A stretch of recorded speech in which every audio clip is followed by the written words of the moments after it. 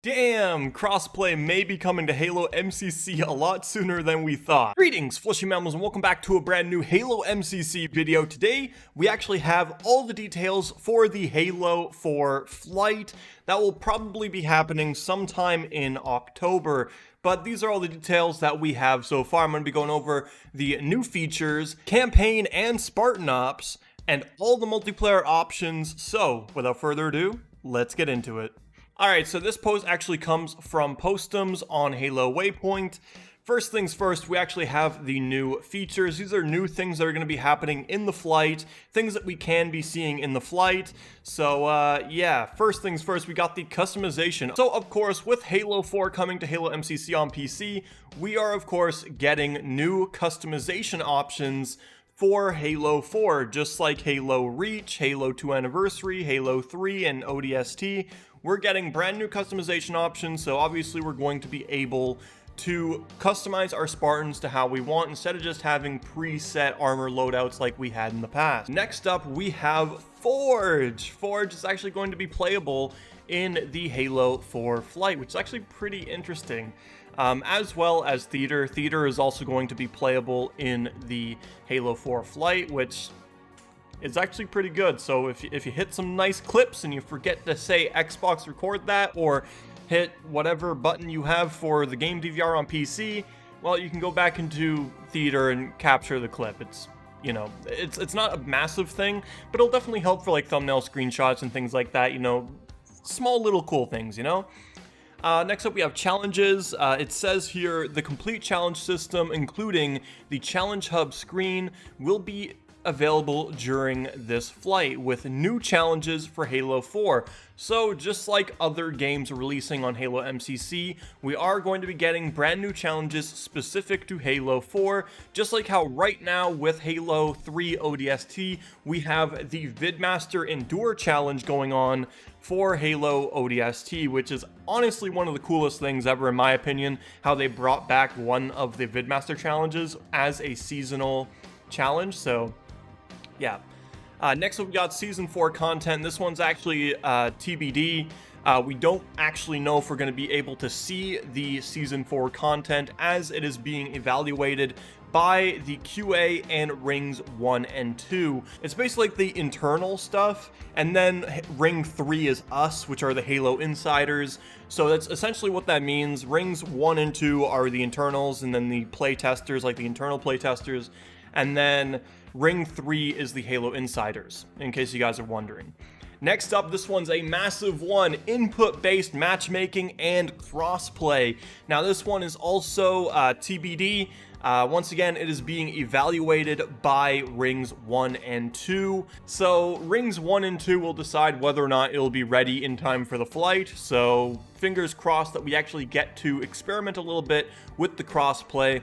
But moving on, we have server region selection. This one, again, is TBD based on flight readiness for Ring 3. So basically, we don't know if this one is actually going to be in the flight for sure, but it would be pretty damn cool if it ended up being ready. Once again, they are working on a whole bunch of new things for Halo MCC, that being input-based matchmaking, crossplay, and server selection. So there's quite a few things to be looking at here as far as like how long this stuff is going to take to do, because they are working on a lot of new things. Next up, we have video graphics options. Now this one's just for the PC players, where we're going to be able to select different options. This might also be for the console players. I'm not entirely sure about the console players. They did mention that they wanted to bring some of the PC exclusive video options over to console, such as the field of view slider, which in my opinion is going to be one of the deciding factors on whether or not I actually stay playing on console or PC, because personally I absolutely hate the field of view on console. It kills me. It genuinely makes me sick when I'm playing. So if they do end up bringing that stuff over to console, I might play a little bit more on console here and there, who knows. And next up, the final feature, and this one has been one that really should have been in the game day one, disable text option. Alright, the text chat is probably one of the most annoying things about Halo MCC on PC and console, and the fact that we're only now being able to, like, disable it, like, it sucked, but at least it's here. It's coming. It's going to be there in the flight, so thank God I can just turn off that very intrusive text chat. Just get out of here. So for campaign and Spartan Ops, 343 actually doesn't know which missions they actually want us to do, or flight. They don't know which ones they want to be in the flight, so we're probably gonna have to wait until it's closer to the flight date before we actually know which missions we're going to be playing in the flight. But I'm pretty sure most people are more concerned about the multiplayer than Spartan Ops. Moving on to the multiplayer options, now this is all of the game modes that are going to be available in the flight. We will have 4v4, 8-player free-for-all, 12-player infection. Yeah, we're going to be able to play infection in the flight. I am hype, though it's flood, so it's not as hype. And we're also going to have 8v8 big team battle in the flight. Competitive and maps have not been decided on at all so far, so once again we're going to have to wait until it's closer to the flight date before we know whether or not competitive is going to be available and which maps are actually going to be playable. But we are going to be able to play 4v4, free-for-all, infection, and big team battle in the flight, which is pretty damn cool in my opinion. Next up, we have which settings and options are going to be supported in the flight, and well, we got the controls, mouse and keyboard, and gamepad, so controller and mouse and keyboard. The field of view, vehicle field of view, gamma, windowed mode, aspect ratio, resolution scale, V-Sync, HUD anchoring, unified medal display. Now that is actually something that I'm looking forward to, being able to have all the medals appear on the same spot no matter what game. That's pretty damn good. Frame rate limit, graphics quality, and more. So there's going to be a ton of different video options available in the flight. Moving on, we have settings. This is for audio.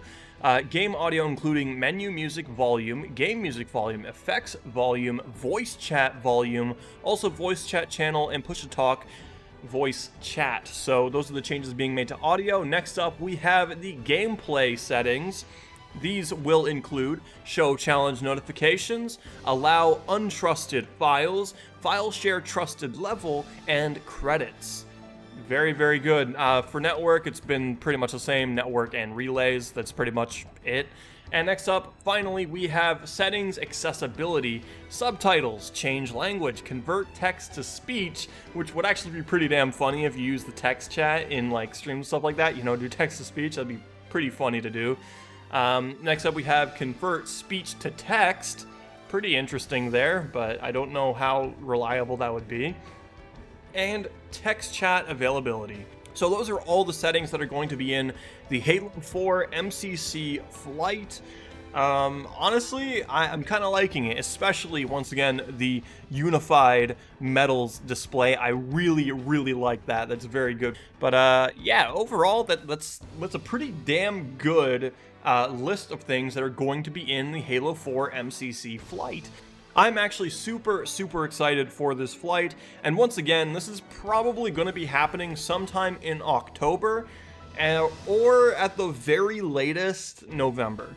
It's probably going to be happening in October, but once again, it can happen in November. It's definitely probably not going to be happening at all in December. It's definitely going to be those two. And also crossplay, they already stated that they were going to have crossplay available in the full game before 2021. So before the end of the year, crossplay is going to be fully available in Halo MCC, so that's pretty damn interesting as well. So yeah, guys, that is it for this video. I hope you guys enjoyed. If you guys did, remember to like, subscribe for more content, and I'll see you guys in the next one. Peace out. It's been Kasual.